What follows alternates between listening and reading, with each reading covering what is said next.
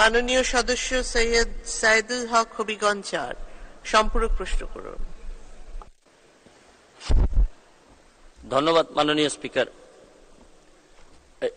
মাননীয় মন্ত্রী, আমার একটা প্রশ্ন ছিল যে শপিং পলিথিন ব্যাগ 95 এটা আইন করে বন্ধ করা হয়, এরপরে প্রায় 20 বছর হয়ে গেছে।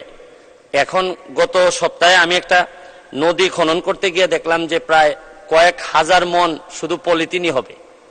তো পলিথিনের অবস্থাটা এরকম হয়েছে যে শুধু আপনারা পলিথিন ব্যবহারকারীকে ফাইন করে যতটুকু কন্ট্রোল করতে পারবেন, তার চেয়ে পলিথিনের যে ইনগ্রেডিয়েন্ট আমদানি করা হয় এই যে মূল জায়গায়, এই জায়গাতে আপনারা হাত দিবেন কিনা, এক। আর সেকেন্ড হচ্ছে গিয়ে ব্রিকফিল্ডের যে বিষয়টা, শুধু পরিবেশের ক্ষতির সাথে সাথে আমার এলাকায় আমি খেয়াল করে দেখলাম যে কৃষি জমির মাটি সব ওনারা নিয়ে যাচ্ছেন।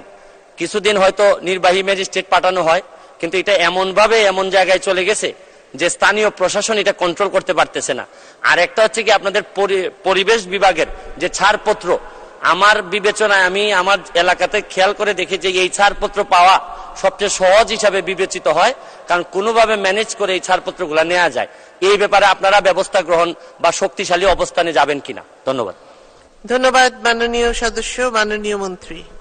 মাননীয় স্পিকার, আমাদের মাননীয় সংসদ সদস্য একজন ব্যারিস্টারও, উনি একটি প্রশ্নের সুযোগে 3টি প্রশ্ন করেছেন। সুতরাং আমি খুব দ্রুত সেই 3টি প্রশ্নের জবাব দিব। প্রথমে হচ্ছে পরিবেশ ছাড়পত্র সহজীকরণ, সেটি আমাদের টার্গেটে আছে এবং আমি আনন্দের সাথে জানাচ্ছি মাননীয় স্পিকার, আজকেই আমাদের মন্ত্রণালয় এবং A2I, হ্যাঁ সহজভাবে আমি আসছি, আমরা একটি MOU সই করেছি যেখানে এই বিষয়টি আমরা অন্তর্ভুক্ত করেছি। আমাদের 4টি শ্রেণী আছে, সবুজ, হলুদ, কমলা এবং লাল। এবং সবুজের যে ছাড়পত্রটা আছে সেটাকে আমরা আরো কিভাবে সহজে একটা সেলফ অ্যাসেসমেন্টের মাধ্যমে করা যায় কিনা। আমি জানি এখানে অনেক অভিযোগ আছে, দীর্ঘসূত্রিতার একটা অভিযোগ আছে এবং হয়রানির অভিযোগ আছে, এই বিষয়টি আমরা দেখছি। যেহেতু আপনি ইট ভাটার যে কথাটি বললেন, আগের এক প্রশ্নের জবাবে আমি বলেছি, সুনির্দিষ্টভাবে আপনাকে আবারও তথ্যটা দিচ্ছি। বাংলাদেশে প্রতি বছর 13 কোটি মেট্রিক টন কৃষি মাটি আমরা ব্যবহার করছি এই ইট ভাটার জন্য, এবং সেটার খাদ্য নিরাপত্তার উপর একটা প্রভাব আছে।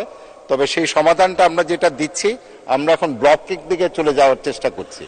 এবং আরেকটা আপনার যে প্রশ্নটি ছিল সেটা মাননীয় স্পিকার, যেহেতু সময় কম, আমি ওনার সাথে কথা বলে সেই প্রশ্নের জবাবটি দিব। আপনাকে ধন্যবাদ মাননীয় স্পিকার। ধন্যবাদ মাননীয় মন্ত্রী।